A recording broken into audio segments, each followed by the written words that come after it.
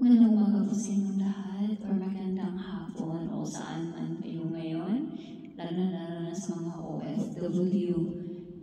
Magandang araw po sa ating lahat. So ngayon po ipapakita ko sa inyo kung paano mag-save sa Cebuana via GCash. So unang gagawin po ay atin lang i-on or i-open or i-click lang yung ating GCash application, and dito po makikita natin ang JSeed.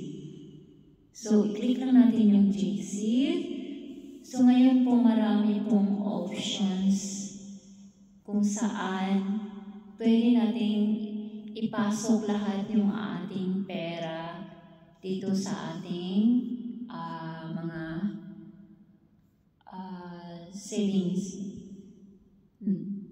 na mga application. So dito po ipapakita ko sa inyo kung paano ilagay or i-save yung ating pera sa Cebuana Bank. So ito muna unahin natin. So ayan po, habang hinihintay natin, so kailangan lang natin fill upan yung mga information na hinihingi nila. So kasi wala sila ka-opening purpose, para saan po. So marami po silang mga options dito. So for example, lagyan natin yung business and then select source of funds, salary, wage or commission po, and employment status. For example, ako is self-employed kasi ako. And remittance services po, nature of business,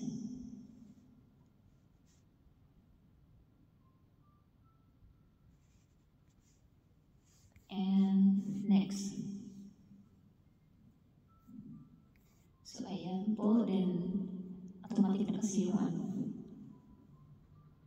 yung address. And next, click lang natin yung next. Barangay pala. So i-fill out na natin lahat ng mga kailangan nila dito. And so meron pong katanungan, are you a citizen of the United States? No. Kung no, ilagay lang natin yung no.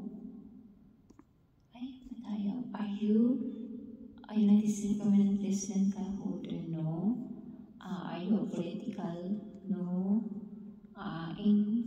Is anyone from your family or close association considered as PEP or PEP? So no. Are you an owner of gaming, casino, betting, junket, operation business? No. Are you a national of any high-risk jurisdiction? No. Have you been subjected to related review, tagging, and close monitoring? No. So, inulang po natin lahat yan. So, ayan. Explore. Congratulations. Your easy saving account has been successfully opened in GCash na po. So, alhamdulillah. So, ayan. Pwede na po tayong maglagay ng ating pera dyan. So, example, deposit po. So, lagyan lang natin from GCash wallet to, so for example, sample lang po ito ha. For example, lagyan lang natin ng 10 pesos. So, maximum kasi siya, deposit limit per transaction is 50,000. And maximum deposit limit per day is 100,000 peso. So, meron pong note dito, transaction adjustment will be processed within 2 to 3 banking days, excluding weekends and holidays. Please observe GCash wallet limits. So, ayan, and next lang natin. So, verify deposit details, confirm. So, ayan po, processing po siya. So, wait lang po. Malakas naman internet ko, pero talagang matagal lang po. Siguro dahil sa phone ko, dahil luma na, or sa connection. Hindi natin alam.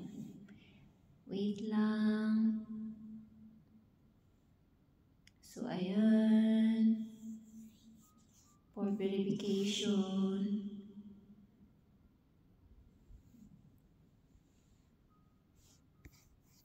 Ang tagal talaga.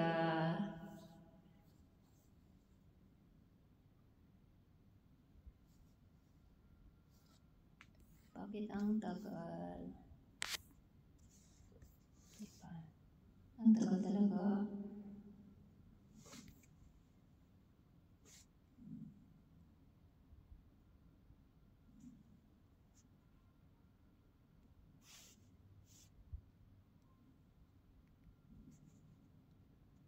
So, ayan, Sivana will be here, Rural Bank Incorporation, so pay 10 pesos. So, ayan po. So, yan po, success we sent to Sivana AZIP natin. So, done. Okay, tapos punta tayo doon sa, balik tayo kung pumasok ba. So, ayan, hindi na natin kailangan download yan. So, click ulit natin yung ating Cebuana Bank kung pumasok ba agad kasi sabi 2 to 3 days at 2 to 3 working days daw. Ay, pero ang bilis. So, ayan na po. Pumasok na po yung 10 pesos. So, ganyan lang po kabilis mag-transfer ng pera galing sa ating GCash wallet to Cebuana Bank savings natin. So, sana may natutunan po kayong lahat. Maraming salamat po. Hanggang dito lang po. Maraming salamat.